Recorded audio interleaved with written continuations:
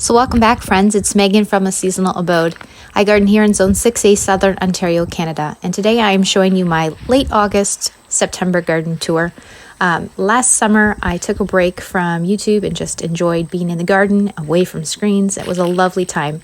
And now I'm sharing the footage of last summer. Some of it is portrait. Apologize for that. I'll do better to try and make it landscape or horizontal in the future. So August was a very nice time in the garden. The flowers were just exploding. I did a lot of pressure canning and regular water bath canning.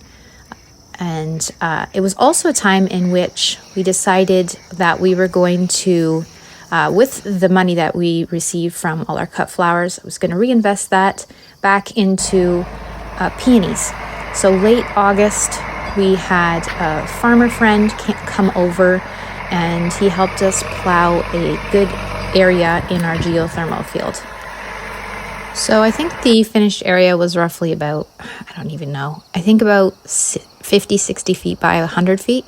As you can see in the middle there, I have, he kind of plowed around my dahlia patch, which was kind of him. Before I get into all the details on how we planted and planned out the peony fields, I just wanted to show you what the second year of this perennial bed that we put in looks like. So the firelight tidbit hydrangeas are looking beautiful this time of the year. They have that beautiful rosy hue. This perennial bed has been filling in quite nicely.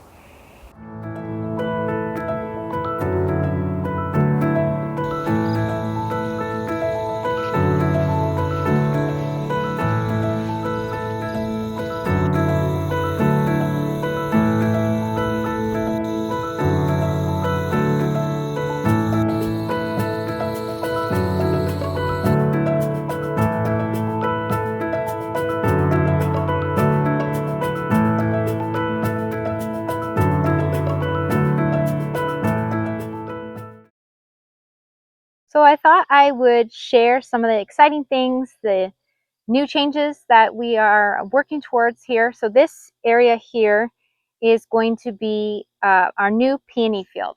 So I plan on planting, once the bare roots arrive, 45 bare root peonies. And I'm going to be transplanting some of my other peonies into this field here. We're going to have early, mid-season, and late blooming peonies. Super excited to add that into the cut flowers that we offer.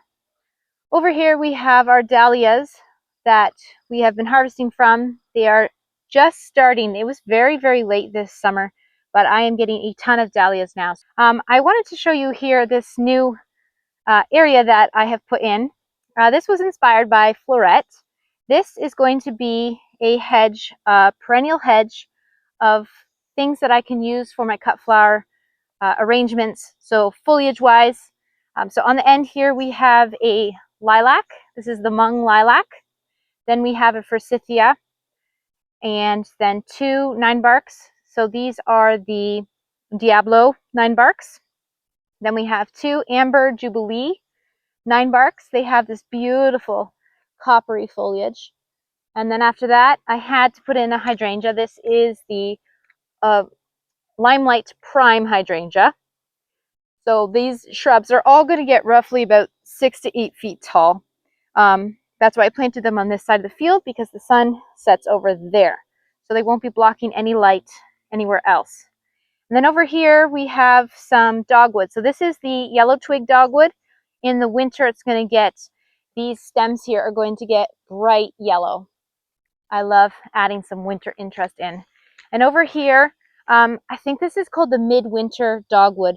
So this is going to be like sunset flame colors on the twigs come winter. I just thought that would be beautiful to see in the wintertime when you just want to see some color.